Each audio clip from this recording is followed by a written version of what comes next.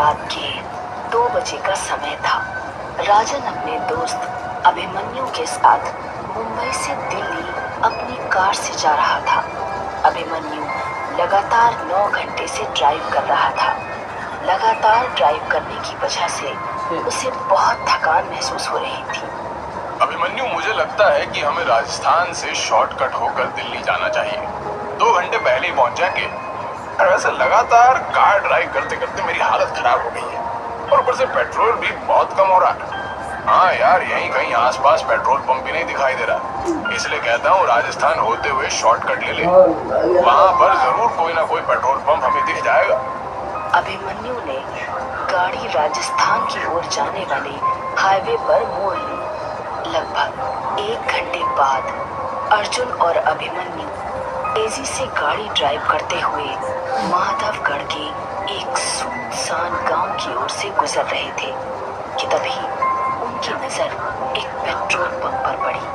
अचानक अभिमन्यु की कार झटका देते हुए रुक गई। अर्जुन की आंख लग चुकी थी। कार अचानक रुकने से अर्जुन नींद से जागते हुए बोला, क्या हुआ? अरे खाता ही नहीं दे रहा है क्या? सामने पेट्रोल पंप है और कार में सिर्फ इतना ही पेट्रोल बचा है कि ये 20 से 30 किलोमीटर दूर ही चल पाएगी। एक पल को तो मुझे लगा जैसे कि एक्सीडेंट हो गया हो। अरे कार मैंने नहीं रोकी अर्जुन, मेरी नजर ही इस पेट्रोल पंप पर पड़ी थी और कार अपने आप झटका देते हुए रुक गई। लेकिन जो भी हुआ अच्छा हुआ, पेट्रोल तो हमें कहीं ना कहीं से डलवाना ही था ना। अभिमन्यु और अर्जुन कार से बाहर निकल आए। उन्होंने देखा उस पेट्रोल पंप पर एक भयानक और अजीब सा सन्नाटा छाया हुआ था। अरे यार, यहाँ तो मुझे कोई नहीं दिखाई दे रहा। कहीं ये पेट्रोल पंप बंद तो नहीं पड़ा? यानी बंद तो नहीं है, क्योंकि सामने ऑफिस तो खुला है और लाइट भी जल रही है। और वो देख, इस पेट्रोल पंप के अंदर तो एक छोटा सा रेस्टोरेंट भी है, उसके अंदर की भी लाइट जल रही है। और मुझे लगता है कि उस रेस्टोरेंट के अंदर भी कोई मौजूद नहीं। अरे तो इसमें टेंशन वाली क्या बात है?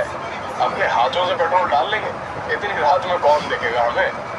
क्या पेट्रोल पंप के कर्मचारी ने हमें देख लिया तो हमें चोर समझेंगे? पेट्रोल पंप के आसपास इंसान तो क्या, एक चूहे का बच्चा भी नजर नहीं आ रहा। तभी उन दोनों के कानों में पीछे से किसी व्यक्ति की भारी आवाज टकराई। कौन हो तुम? उस आवाज को सुनकर वो दोनों चौंक कर पीछे की ओर देखने लगे। उन दोनों के सामने अजीब से चेहरे वाला एक व्यक्ति खड़ा हुआ था। यार, इसकी शक्ल तो बड़ी भयानक लग रही है। ऐसा लग रहा है जैसे कि शमशान घाट की चिता से अभी अभी उठकर आया हो। हाँ यार, बोल तो बिल्कुल सही रहा। मैं खुद पहली नजर में इसकी शक्ल देखकर डर गया था। लेकिन हमें क्या, हमें सिर्फ पेट्रोल डलवाना है और यहाँ से निकलना है। इतना बोलकर अभिमन्यु उस कर्मचारी से बोला, अभी कुछ सेकंड पहले आप कहाँ पर थे? हमें तो आसपास कोई नहीं दिखा था। अपने काम से काम रखो साहब। कहो, किस काम से आए हो? अरे पेट्रोल भरवाना है, टैंक फुल कर दो। अभिमन्यु के कहने पर वो पेट्रोल पंप का कर्मचारी पेट्रोल डालने लगा। तभी अर्जुन की नजर उस पेट्रोल पंप की जमीन पर पड़ी। अर्जुन बुरी तरह से डर गया।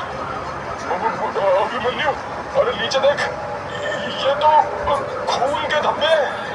तभी उन दोनों के कानों में उस कर्मचारी की आवाज टकराई। टैंक फुल हो गया साहब, अब आप लोग जा सकते हैं। वो कर्मचारी देखते ही देखते उन दोनों की आंखों के सामने से गायब हो गया। ये देखकर अभिमन्यु और अर्जुन की आंखें दहशत से फटी की फटी रह गई। लगता है हम दोनों गलत जगह आ गए हैं। वो दोनों तुरंत कार के अंदर बैठ गए। अर्जुन ने अपनी कार हाईवे पर दौड़ा दी। अभिमन्यु को कार ड्राइव करते हुए 1 घंटे से ज्यादा हो गया था, मगर रास्ता था जो खत्म होने का नाम भी नहीं ले रहा था। तभी अचानक अर्जुन की नजर एक और पेट्रोल पंप पर गई। यार, ये पेट्रोल पंप हमें कुछ जाना पहचाना नहीं लग रहा। जरा गाड़ी रोक। अबे पागल हो गया क्या? हमें यहाँ से निकलना है। देखा नहीं तूने कि किस तरह से वो पेट्रोल पंप वाला देखते ही देखते हमारी आंखों के सामने गायब हो गया था। अरे मेरी बात को समझने की कोशिश क्यों नहीं कर रहा? एक सेकंड के लिए गाड़ी रोक के तो देख। अर्जुन की बात सुनकर अभिमन्यु ने अपनी कार रोक दी। वो वही पेट्रोल पंप था जिस पेट्रोल पंप से वो लोग भागे थे। आंखें फाड़े उस पेट्रोल पंप को देखे जा रहे थे कि तभी उनके कानों में उसी कर्मचारी की आवाज टकराई। अरे तुम मुझे पेट्रोल के पैसे नहीं देकर गए थे साहब। उन दोनों ने जैसे ही खिड़की के सामने देखा तो वही कर्मचारी अपनी भयानक शक्ल लिए हुए उन दोनों को देख रहा था। कुछ ही पलों में अर्जुन और अभिमन्यु की चीख सन्नाटे को चीर गई। इस घटना के 3 महीने बाद शाम के 5 बजे एक कार तेजी से माधवगढ़ के हाईवे पर दौड़ रही थी। कार के अंदर 3 लोग सवार थे, करण, नंदिनी और विजय। वो तीनों पुलिस वाले थे जो 3 महीने पहले लापता हुए अर्जुन और अभिमन्यु की जांच कर रहे थे। कार विजय ड्राइव कर रहा था और विजय को ड्राइव करते हुए काफी देर हो गई थी। यार, पीछे हम पिछले 6 घंटे से इस हाईवे पर अपनी कार को दौड़ा रहे हैं, मगर यहाँ तो सन्नाटे और मिलाने के अलावा कुछ भी नहीं है। अरे मेरी भी कुछ समझ नहीं आ रही है, आखिर ये अर्जुन और अभिमन्यु रात के इस वक्त इस सुनसान इलाके में कर क्या रही थी? उनके मोबाइल की आखिरी लोकेशन इसी जगह के आसपास की है यार। नंदिनी, जो कि कार के पीछे वाली सीट पर नींद की झपकी ले रही थी, अचानक से बोली, पता नहीं वो लोग जिंदा हैं भी या नहीं। अरे कमोन नंदिनी, ऐसे नहीं बोलते। अभिमन्यु और अर्जुन जैसे भी थे, वो हमारे दोस्त थे। हाँ, 1 नंबर के रिश्वतखोर। अरे लोग मुझे आकर शिकायत करते थे उनके बारे में। तो तुम क्या चाहती हो? अगर वो दोनों रिश्वत लेते थे तो क्या उनकी छानबीन नहीं की जाए कि आखिर वो कहाँ लापता हो गए? क्या विजय ठीक कह रहा है नंदिनी? डिपार्टमेंट में हर दूसरा आदमी रिश्वत लेता है और हर कोई तुम्हारे जैसा ईमानदार नहीं होता। तभी कार बुरी तरह से झटका देती हुई अचानक रुक गई। विजय को ऐसा महसूस हुआ जैसे कि कार किसी अदृश्य वाहन या किसी दीवार से टकराई हो। विजय का शरीर पसीने से नहा उठा। करण और नंदिनी भी बुरी तरह से घबरा गए। क्या हुआ? कार किससे टकराई? नहीं नंदिनी, कार अचानक झटका देते हुए रुक गई। तभी करण की नजर एक पेट्रोल पंप पर पड़ी। यार वो देखो, सामने पेट्रोल पंप है। क्यों ना हम उस पेट्रोल पंप पर जाकर पूछताछ करें? करण सही कह रहा है विजय। कार पेट्रोल पंप के ठीक सामने रुकी थी। विजय, करण और नंदिनी कार से उतर गए और उस पेट्रोल पंप के अंदर चले गए। पेट्रोल पंप पर कुछ लोग मौजूद थे। वो तीनों पेट्रोल पंप के अंदर बने हुए एक रेस्टोरेंट के अंदर घुस गए। रेस्टोरेंट के अंदर कुर्सियां मौजूद न होकर चारपाइयां मौजूद थी, जहां पर कुछ गांव के लोग बैठे हुए भोजन कर रहे थे कि तभी विजय नंदिनी से बोला, मैं अभी आता हूँ। मैं भी तेरे साथ चलता हूँ यार, थोड़ा हाथ मुंह भी धो लूंगा।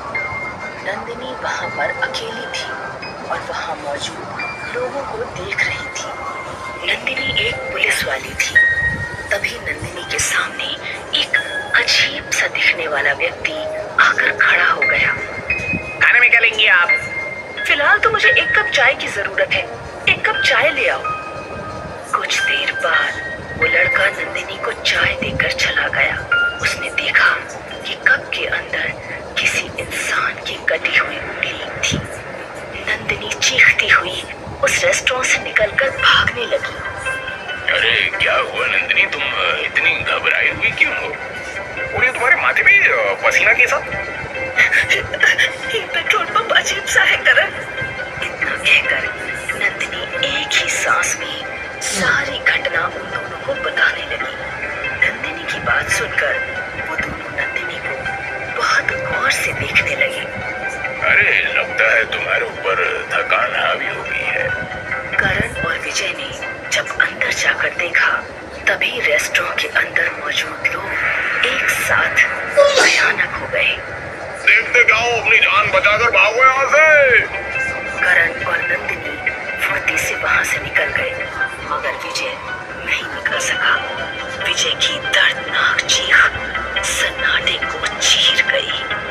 हमें जल्दी से अपनी कार में बैठना होगा। अरे कार में कैसे बैठेंगे नंदिनी? कार कहीं आसपास नजर ही नहीं आ रही है। क्या मतलब नजर नहीं आ रही है? यही तो खड़ी थी, कहाँ गई? अरे हम दोनों को अब बातें करने में अपना वक्त बर्बाद नहीं करना चाहिए। जितनी तेज भाग सकते हो मेरा हाथ पकड़कर भागो।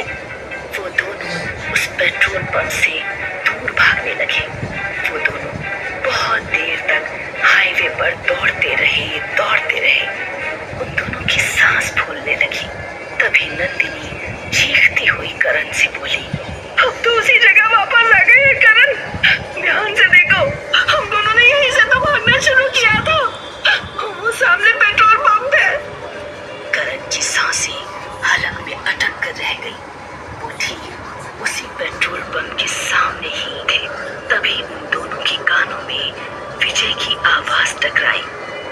अरे तुम दोनों मुझे अकेला मरने के लिए छोड़ गए। विजय एक भयानक शक्ल में क्रोध भरी नजरों से उन दोनों को देख रहा था। तुम दोनों को मुझे भी साथ लेकर चलना पड़ेगा। तभी उन दोनों के कानों में अर्जुन और अभिमन्यु की आवाज टकराई। विजय सही कह रहा है। तुम दोनों विजय को रेस्टोरेंट में अकेला छोड़कर भाग गए।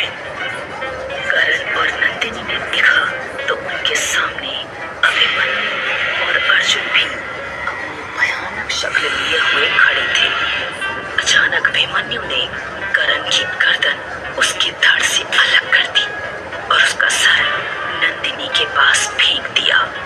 नंदिनी चीखती हुई अपने शरीर की पूरी ताकत लगाकर दोबारा भागने लगी।